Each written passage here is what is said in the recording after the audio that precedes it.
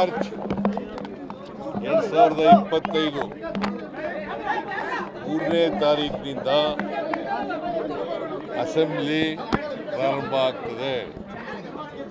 ಹೊಸ ವರ್ಷದಲ್ಲಿ ಮೊದಲನೇ ಅಧಿವೇಶನ ಆದದ್ರಿಂದ 3ನೇ ತಾರೀಕು ರಾಜ್ಯಪಾಲರ ಭಾಷಣ ಮಂಡಿಸ್ತಾರೆ. ಅವರು ರಾಜ್ಯಪಾಲರ ಭಾಷಣ ಮಂಡಿಸ್ತಾರೆ. ಅದರ ಮೇಲೆ ಚರ್ಚೆ ಮಂಗಳವಾರ, ಬುಧವಾರ, ಗುರುವಾರ ನಡೀತದೆ.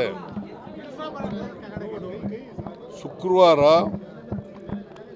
ಅಂದರೆ 7ನೇ ತಾರೀಕು ಶುಕ್ರವಾರ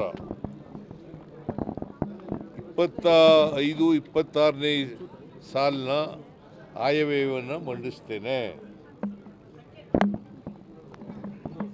25-26ನೇ ಸಾಲಿನ ಆಯವ್ಯಯ ಮುಂಗಡ ಪತ್ರವನ್ನು ಮಂಡಿಸ್ತೇನೆ.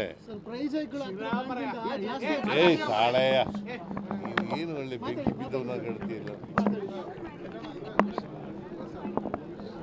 ಅದರ ಮೇಲೆ ಚರ್ಚೆ ನಡೆದು ಅದಕ್ಕೆ ಉತ್ತರನ ಮಾರ್ಚ್ ತಿಂಗಳ ಕೊನೆಯಲ್ಲಿ ಕೊಡ್ತೇನೆ.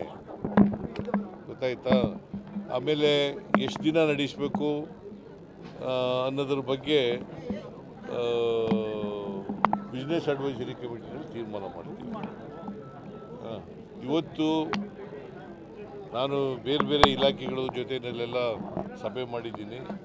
ನನಗೆ ಕಾಲು ನೋವಾಗಿದ್ದರೂ ಕೂಡ, ಮಂಡಿ ನೋವಾಗಿದ್ದರೂ ಕೂಡ ಮನೆ